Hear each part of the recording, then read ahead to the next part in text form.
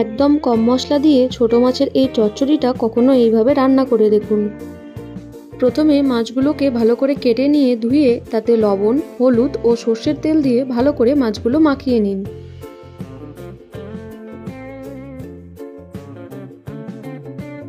মাখানো হয়ে এলে ফ্রাইং প্যান গরম করে তাতে সর্ষের তেল দিয়ে সেই মাছগুলো আস্তে আস্তে ছেড়ে দিন। এরপর মাছগুলো সময় ধরে ভালো করে ভেজে নিতে হবে। একদিক ভাজা হয়ে গেলে অপর দিক উল্টে ভালোভাবে ভেজে নিন। অন্যদিকে আমরা চচ্চড়ির জন্য বেগুন, পটল, গাজর, পেঁপে, আলু এটা নিয়েছি। আপনারা চাইলে আপনাদের পছন্দ মতো সবজি অ্যাড করতে পারেন। এরপর ফ্রাইং প্যান গরম হলে সবজিগুলো আস্তে আস্তে ভেজে নিতে হবে। পেঁপেটা যেহেতু সেদ্ধ হতে টাইম লাগে, তাই আমরা আগে পেঁপেটা দিয়ে তাতে লবণ, হলুদ ভালো করে মিশিয়ে সেগুলো ভালো করে ভেজে নিচ্ছি। এরপর আলু দিয়ে পেঁপে আলুটা ভালো করে ভাজা হয়ে গেলে তাতে অ্যাড করলাম গাজর দিয়ে সমস্তটা ঢাকা দিয়ে কিছুক্ষণ রেখে দিলাম। প্রায় 40% মতো ভাজা হয়ে গেলে তাতে দিয়ে দিলাম আগে থেকে কেটে রাখা পটলগুলো।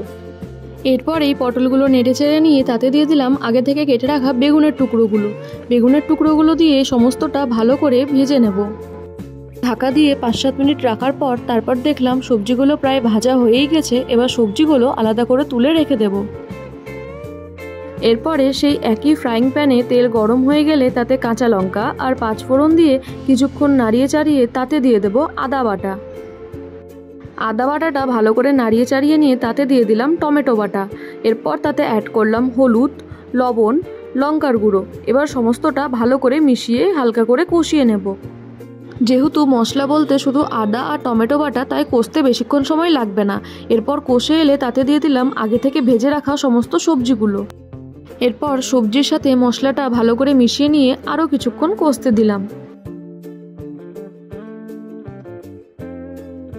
3 থেকে 4 মিনিট পর সমস্তটা কষে এলে সেটাকে ভালো করে নাড়িয়ে চাড়িয়ে নিয়ে তাতে দিয়ে দেব ভেজে রাখা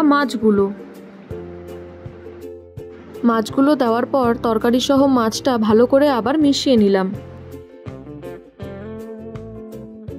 সমস্তটা ভালো করে মিশিয়ে নিয়ে তাতে আমরা দিয়ে দেব পরিমাণ মতো জল। যেহেতু আমরা তরকারি বানাচ্ছি, তাই জলটা বেশি পরিমাণে দেওয়ার দরকার নেই। এরপর আমরা তাতে অ্যাড করলাম 1 টেবিল স্পুন চিনিটা আপনারা আপনাদের স্বাদ মতো অ্যাড করতে পারেন। এরপর ঢাকা দিয়ে এটা ফুটতে দিলাম 5 থেকে 7 মিনিট। 5 থেকে 7 মিনিট পর ভালো করে দেখে নেব সবজিগুলো সেদ্ধ হয়েছে কিনা, এবং জলটা প্রায় মরে এলে তাতে দিয়ে দিলাম গুঁড়ো গরম মশলা দিয়ে সমস্তটা ভালো করে আবার মিশিয়ে নেব।